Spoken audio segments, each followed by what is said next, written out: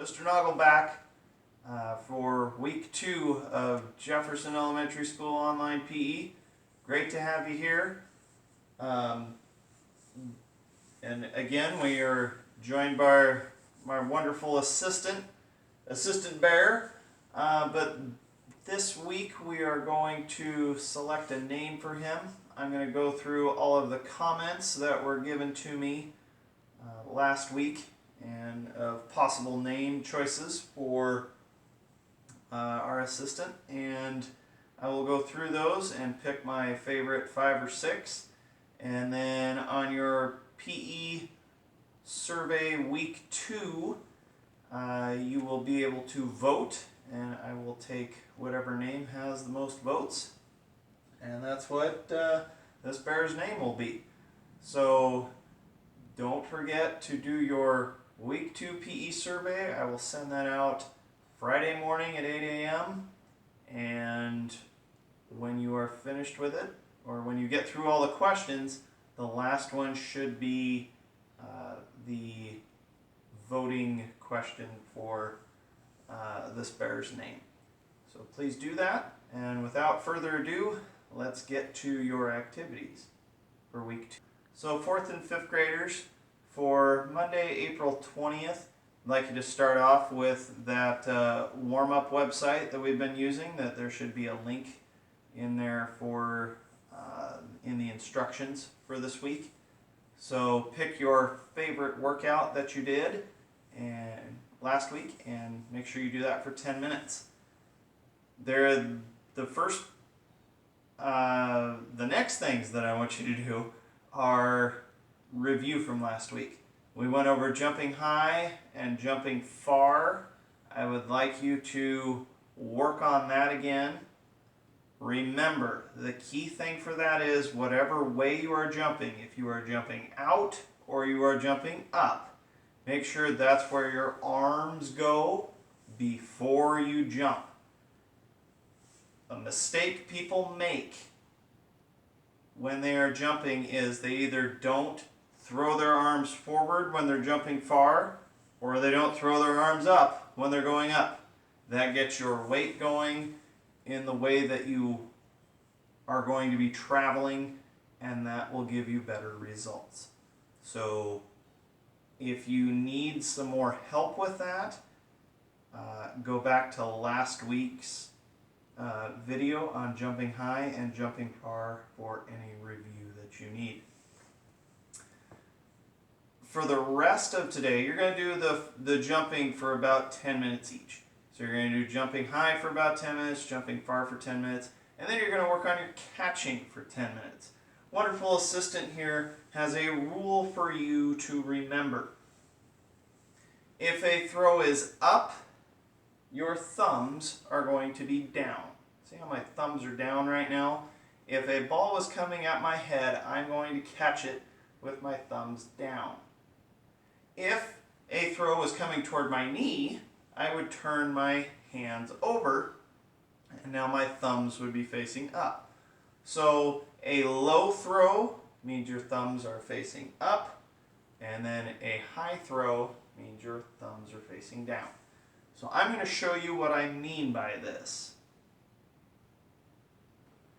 Alright, kiddos and parents, this is where it gets fun. We're going to attempt to show you how to do this as an example. We're going to try not to hit the ceiling, and my wonderful wife is going to try to steady the camera and throw at the same time. So this should be interesting. But again, if the ball is coming up, you want your thumbs down. Just like that. Now, I'll like toss back to her, and then when the throw is coming low, your thumbs should be up. So practice that today with a partner. Have your partner be about 5 feet away from you, and just have them aim for somewhere up here in your head area. Obviously you want to make sure this is a softball in case you don't catch it. Don't be throwing a softball or a baseball around. Make sure it's something nice and light. That's not going to hurt you if you don't catch it and bounces off your head. But make sure that you are, when the throw is up here, that your thumbs are down. Then have them practice throwing it at your waist. So this partner needs to know how to aim pretty well for a target on you. So throw at the waist, then your thumbs are going to be up. Then I want the thrower to throw it at your chest, where you have to make a decision whether or not you're going to catch it with your thumbs down or your thumbs up.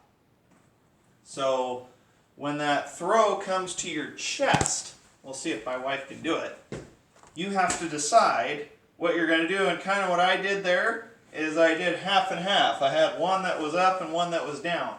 Whatever way you can catch it in that in-between spot, that's what we want to start working on. So that's your catching job for today. And that's going to be an underhand toss from 5 feet away, 4th graders. 5th graders, you need to be 10 feet away from your partner, and your partner needs to throw them overhand after a while. Practice a little bit, 5th graders, catching it 5 feet away with an underhand toss, but you 5th graders need to stretch yourselves out a little bit. So see if you can catch an overhand toss from 10 feet away. And 4th graders, if you feel like stretching yourself into the 5th grade area, go ahead and do that.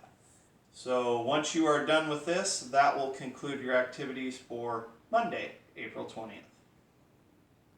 4th and 5th graders, for Tuesday, April 21st, you have a warm-up to do on with the website warm-up for 10 minutes, and then you have free choice for 20 minutes. Just make sure it is something physically active that you can do either by yourself, with a family member, or with your entire family, and it gets your heart rate up. After you're done with your physical activity today, or any time from here on out, I would highly recommend Lego Masters for a TV show to watch with your family. We were big fans of it here in my household, and as you can tell, the assistant was not very happy that Mark and Boone finished second. We kind of agreed that we thought they were the real Lego Masters too. So if you get a chance, download or stream or binge watch Lego Masters. It's a fun show. Alright, after you finish your free choice and your warm-up, your activities for Tuesday, April 21st are complete. 4th and 5th graders, for Wednesday, April 22nd, you're going to do your warm-up again like you've been doing for 10 minutes. I would like you to choose 2 dances from the instructions on classwork on the PE Google Classroom. You can go to Go Noodle or any of those websites that I have linked there to find 2 dances to dance away to Earth Day with, as the assistant says. Celebrate Earth Day with a dance. When you are finished with your 2 dances, this is your day to practice your push-ups and your planks. So go look at your goals. I want you to look at the goals that you wrote down from your results that you got last week. You should have them hanging somewhere, written down somewhere, that you can go look at them.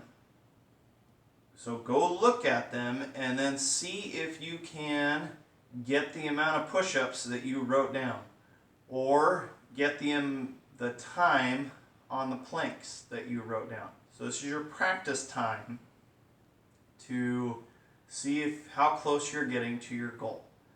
When you have done those things, your activities are complete for Wednesday, April 22nd.